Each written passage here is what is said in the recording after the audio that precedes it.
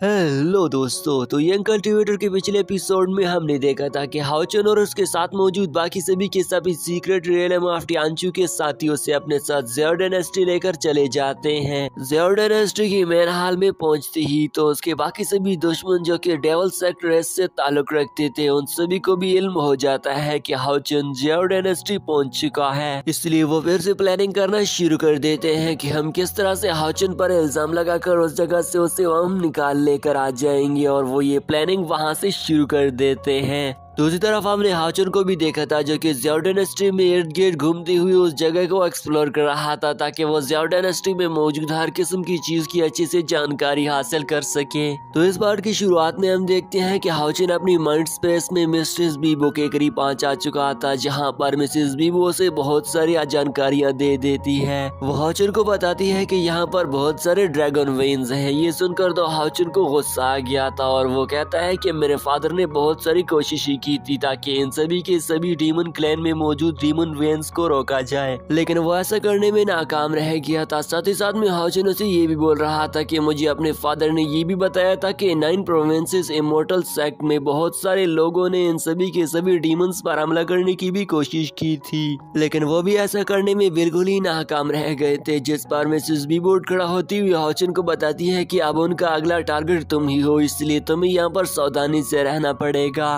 और साथ ही साथ में वो ये भी बोल रही थी कि हाँ, जो कुछ भी हो जाए लेकिन तुम्हें इमोर्टल सेक्ट का हेड बनना ही है और तुम्हें अपने फादर के सौदे को तुमने ही हासिल करना होगा। नेक्स्ट सीन में हमें क्वीन मदर को दिखाया जाता है, जहाँ पर वुशन और उसकी छोटी प्रिंसेस उसके पास आकर उसे वेलकम करते हुए बोल रहे थे कि हम बिल्कुल ही खैरियत से वापस आ चुके हैं और हम अपना मकसद भी पूरा करके आए हैं। क्वीन मदर उससे पूछती है कि तुम्हें रास्ते में कोई मुश्किलात तो पेश नहीं आई है और क्या तुम दोनों बिल्कुल सही सलामत भी हो या नहीं। जिस पर वो दोनों से कहते हैं कि हमें कुछ भी नहीं हुआ है, बल्कि हम बिल्कुल ही सही तंदुरुस्त होकर वापस लौट आ गए हैं।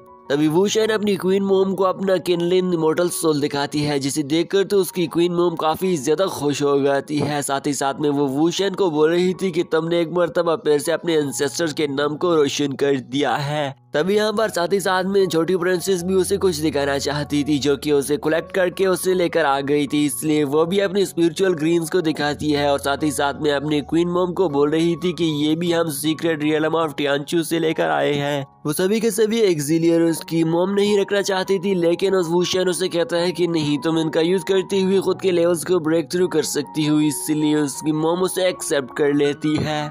अभी तक क्वीन मॉम और उसके बाकी बेटों के बीच में ये बातें चल ही रही थी कि अचानक से बाहर से आवाज आ जाती है कि आप सभी के प्रिंस ने आपको बुलाया है। ये बात सुनते हुए तो वहाँ पर खड़े हुए लोग भी बोलने लग जाते हैं कि आखिरकार 2 साल हो गए हैं, 2 साल तक इन्होंने याद नहीं किया, लेकिन आज इनकी याद कैसे आ गई है। इसके बाद हमें उसके प्रिंस फादर को दिखाया जाता है, जहाँ पर वो सभी के सभी लोगों से ग्रीट करते हैं। क्वीन मॉम तो प्रिंस फादर से कुछ नाराज ही लग रही थी, लेकिन खैर प्रिंस फादर उसे अपना हाथ देकर खड़ा कर देता है। साथ ही साथ में वो अपने बाकी सभी बेटों को भी बोल रहा था कि मैं देखना चाहता हूँ कि सीक्रेट रियलम ऑफ टियानचू में तुम सभी के सभी ने क्या एक्सपीरियंस किया है। जल्दी से आ जाओ और मुझे अपनी सभी के सभी पावर्स दिखा दो। तभी यहाँ पर शॉर्ट करके छोटी प्रिंसेस उसे सारी की सारी हकीकत बताना शुरू कर देती है कि हम पर कैसे कैसे हमले हुए और हमने किस तरह से उन सभी के सभी हमलों को डॉज करने की कोशिश की। और साथ ही साथ में वो उसे ये भी बता रही थी कि इन सभी को हमले को डॉज करने और इन सभी मुश्किलात को पार करने में हमारी किसने ज्यादा से ज्यादा हेल्प की। तभी यहाँ पर उसका फादर से कहता है कि मुझे किसी ने इस बारे में रिपोर्टेड किया है कि आप लोगों के साथ हाओचन भी है। मुझे देखना चाहता हूँ कि हाओचन किस किस्म का इंसान है। ये बात सुनती हुई तो क्वीन मदर भी उससे कहती है कि हाँ, मैंने भी इसके बारे में बहुत कुछ सुन रखा है, इसलिए मैं भी देखना चाहती हूँ कि हाओचन के पास कौन कौन सी पावर्स हैं। तभी यहाँ पर छोटी प्रिंसेस उसे बताती है कि फादर, क्या तुम जानते हो कि हाओचन के पास फ्रूट ऑफ अलाइनमेंट की पावर्स भी है, क्या तुम देखना चाहते हो। ये बात सुनकर तो उसका फादर भी हैरान हो गया था, क्योंकि दोस्तों यहाँ पर वुशन के फादर को फ्रूट ऑफ अलाइनमेंट की बहुत ज्यादा जरूरत थी और यहाँ पर हाओचन भी उसकी इस काम में हेल्प कर सकता था, इसलिए वो हाओचन से तो जरूर मिलना चाहता चाहता था। इसलिए वो बिना सोचे समझे बोल देता है कि जल्द से जल्द हाउचन को मेरे पास पेश किया जाए, क्योंकि मुझे फ्रूट ऑफ अलाइनमेंट की बहुत ही ज्यादा जरूरत है और मैं देखना चाहता हूँ कि क्या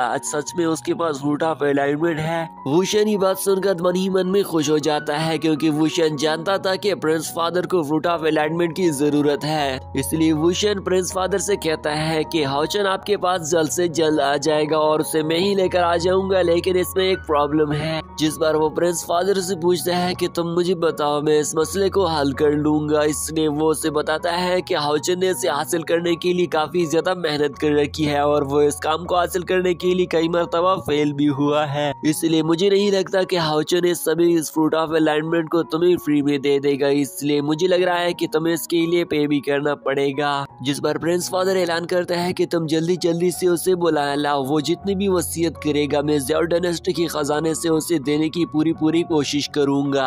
जिस पर अगले ही सीन में हमें हाउचन को कल्टीवेशन करते हुए दिखाया जाता है, क्योंकि फेंग बीबो ने उसे बता रखा था कि तुम्हें बहुत सारी मुश्किलात का सामना करने को मिलेगा। साथ ही साथ में उसने सब कुछ उसे बता दे दिया था। इसलिए यहाँ पर अकेले में बैठकर हाउचन खुद की बॉडी को स्ट्रॉन्ग बनाया जा रहा था, क्योंकि आगे उसके लिए एक बहुत ही बड़ी मुश्किल खड़ी हुई थी और उस मुश्किल को हाउचन ने पार ही करना था। इसलिए वो यहाँ पर सख्त से सख्त मेहनत कर रहा था।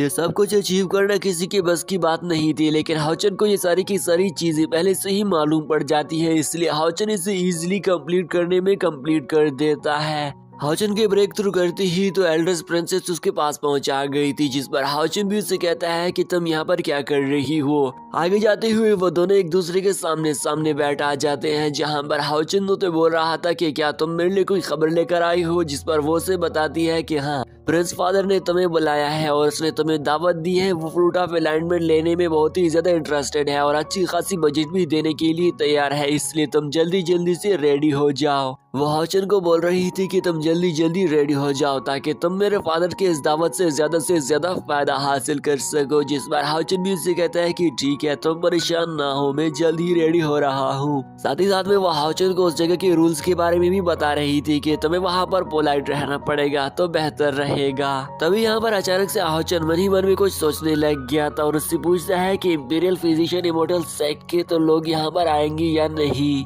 जिस पर वो प्रिंसेस उसे बताती है कि हाँ, वो सभी के सभी लोग आएंगे जरूर, लेकिन वो आपकी इस जगह पर शिरकत नहीं कर सकते हैं, क्योंकि उनको इस जगह में शिरकत करना अलाउड नहीं है। लेकिन हाँ, वो ज़ियाओ डायनेस्टी में जरूर आएंगे। जिसे सुनकर तो अब हाउचन ने भी ठान ली थी कि मैं अब तो जरूर जाऊंगा, क्योंकि मेरे अपोनेंट्स वहां पर नहीं होंगे। नेक्स्ट सीन में हमें रात का मंजर दिखाया जाता है, जहां पर मेन हॉल में हमें बाकी सभी के सभी एल्डर्स मास्टर्स को दिखाया जाता है, जो कि बड़े रोब दब के साथ एक दूसरे के सामने आमने खड़े हो भी बैठे हुए थे। कुछ ही देर में हाउचन भी वहां पर पहुंचा जाता है, जो कि आगे बढ़ती हुई उन सभी को ग्रीट करता है, लेकिन फादर प्रिंस उसे कहता है कि नहीं, कोई जरूरत नहीं, बस तुम अपनी जगह पर बैठ जाओ। हाउचन को वहां पर बैठते ही सबसे पहले उसके सामने ड्रिंक पेश किया जाता है, जिसे पीने से पहले ही हाउचन को सिस्टम की तरफ से उस ड्रिंक की सारी मालूमात और जानकारी हासिल होने लग जाती है। जिस पर हाउचन को बताया जाता है कि ये एक ड्रैगन फेरी फ्रूट है, जिसे पीते ही तुमने मर जाना है, जो कि तुम्हें और भी ज्यादा नुकसान पहुंचा सकता है। दूसरी तरफ बैठा हुआ हाउचन का अपोनेंट, जिन्होंने इस ड्रिंक को इसे देने में इसे मिला रखा था, वो मन ही मन में सोच रहा था कि हाउचन इतना ज्यादा खतरनाक कैसे हो सकता है। इस तरफ ये सभी हाउचन के तबाह होने का इंतजार कर रहे थे। दूसरी तरफ हाउचन भी बिना सोचे समझे उस पॉइजन को ड्रिंक करने लग गया था। ये देखते हुए तो वो सभी इसके मरने का इंतजार कर रहे थे। साथ ही साथ में हाउचन को भी काफी ज्यादा तकलीफ का सामना करना पड़ गया था,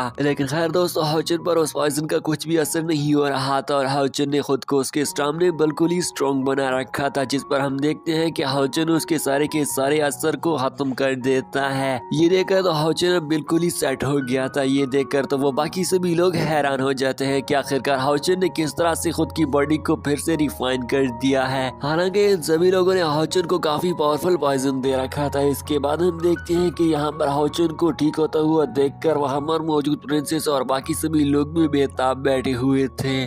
तभी यहाँ पर हाउचन के ऊपर किंगडम ऑफ अलाइनमेंट के बारे में बातें चल जाती है, जिस पर वो पास में बैठा हुआ इसका अपोनेंट, जिन लोगों ने उसे पॉइजन दे रखा था, वो बोल रहे थे कि हाउचन, हमने तुम्हारे बारे में सुन रखा है, तुम्हारे पास काफी ज्यादा टैलेंटेड स्किल्स मौजूद है, क्या तुम्हारी नजर किंगडम ऑफ अलाइनमेंट पर तो नहीं है, क्योंकि फ्रूट ऑफ अलाइनमेंट तो पहले से ही तुमने हासिल कर रखी है। ये बात सुनते हुए तो फादर प्रिंसेस भी कुछ मन ही मन में सोचने लग गया था। साथ ही साथ में हमें हाउचुन को भी दिखाया जाता है, जो कि बोल रहा था कि नहीं, मैं भी यही कर सकता हूँ कि किंगडम ऑफ अलाइनमेंट को हासिल कर लूँ, लेकिन मैं इसके बारे में सोचूंगा। और यहाँ पर तो दोस्तों हाउचुन मन ही मन में सोचने लग गया था। इसी के साथ ही दोस्तों ये एपिसोड ही हमारा एंड हो जाता है। मुझे उम्मीद है कि आप सभी दोस्तों को आज की इस वीडियो का ये एपिसोड काफी पसंद आया होगा। तो अगर आप सभी दोस्तों ने अभी तक चैनल सब्सक्राइब नहीं किया तो चैनल सब्सक्राइब कर दे, और साथ ही साथ में इसके सभी के सभी पिछले एपिसोड का लिंक मैंने नीचे डिस्क्रिप्शन में पेस्ट कर दिया है। जल्दी से जाकर आप इसके पिछले एपिसोड को भी चेकआउट कर सकते हैं।